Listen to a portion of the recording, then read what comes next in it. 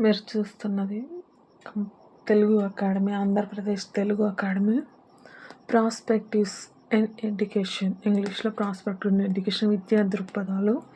ఈరోజు ఈ book review చూద్దాం. మొత్తం ఎన్ని యూనిట్స్ ఉన్నాయి, ఎన్ని పేజెస్ ఉన్నాయి. తెలుగు మరియు సంస్కృత అకాడమీ అండి. చూడండి, ఆంధ్రప్రదేశ్ గవర్నమెంట్. స్టార్ట్ చేద్దామంగా. మనకి ఇచ్చిన సిలబస్, డిఎస్సికి ఇచ్చిన సిలబస్ మొత్తము ఇదిగోండి. పోటీ పరీక్షల ప్రత్యేకమైనగా మొత్తం ఎన్ని యూనిట్లు ఉన్నాయి?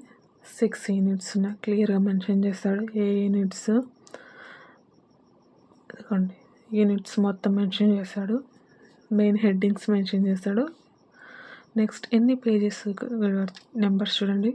ఫస్ట్ నుంచి లాస్ట్ పేజ్ నెంబర్ అంతా 248 పేజెస్. ఇక్కడ ఒకసారి సిలబస్ చూసుకోండి క్లియర్గా. ఇదిగోండి స్టార్టింగ్ ఫస్ట్ యూనిట్. ఇదిగోండి, ప్రతి యూనిట్ కంప్లీట్ అయిన తర్వాత మనకు లాస్ట్లో మల్టిపుల్ చాయిస్ బిట్స్ ఇస్తారు. మన ప్రాక్టీస్ కోసం మనకు ఇది బాగా ఉపయోగపడుతుంది. చూడండి, ఫస్ట్ యూనిట్ అయిపోయింది, చూపించాను కదా ఇంతకుముందు. ఫస్ట్ యూనిట్ ఇదిగోండి, భారతదేశ విద్యా చరిత్ర అనే యూనిట్, ఫస్ట్ యూనిట్. ఇది కంప్లీట్ అయిన తర్వాత ఈ లెసన్కి సంబంధించి అన్ని బిట్స్ ఇంపార్టెంట్ అని కానీ ఏదైనా కానీ మల్టిపుల్ చాయిస్ ఏదైనా ఇచ్చాడు.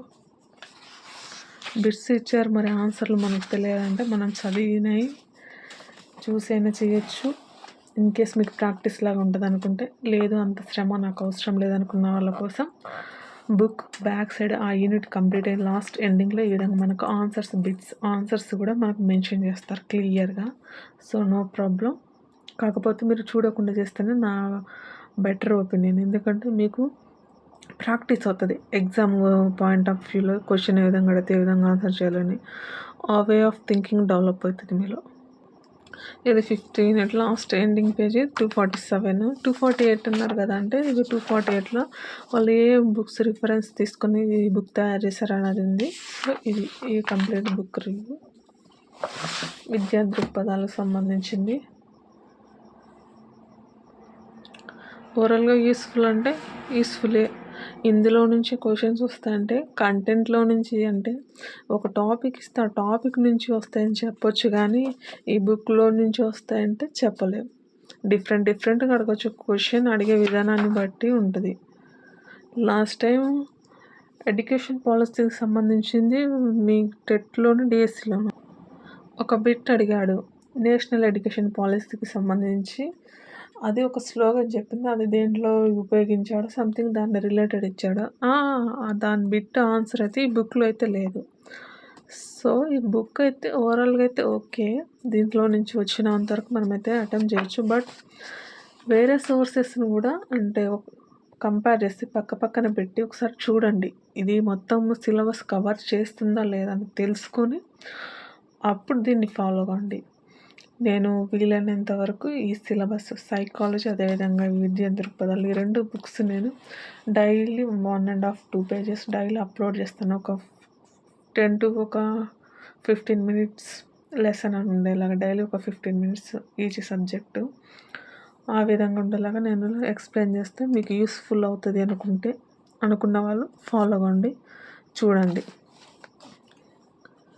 నెక్స్ట్ వీడియోలో కంప్లీట్ తెలుగు సబ్జెక్టుకు సంబంధించి ఫస్ట్ క్లాస్ నుంచి 10th క్లాస్ వరకు, ఏ క్లాస్ నుంచి 1 to 10th క్లాస్ సెమిస్టర్స్ ఉన్నాయి కదా.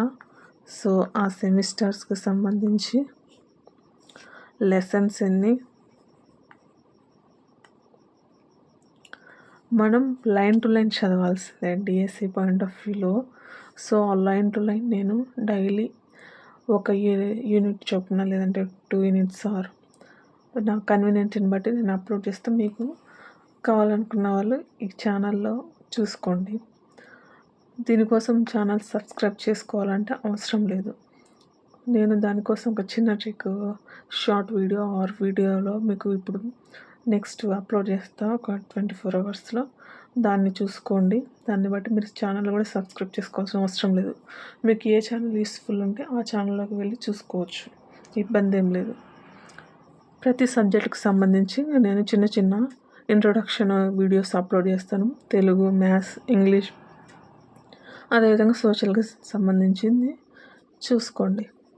అదేవిధంగా లెసన్స్ కూడా అప్లోడ్ చేస్తాను డైలీ. ఆ సబ్జెక్ట్కి సంబంధించింది యూస్ఫుల్ అనుకున్న వాళ్ళు చూసుకొని హ్యాపీగా చదువుకోండి. Stay focused guys.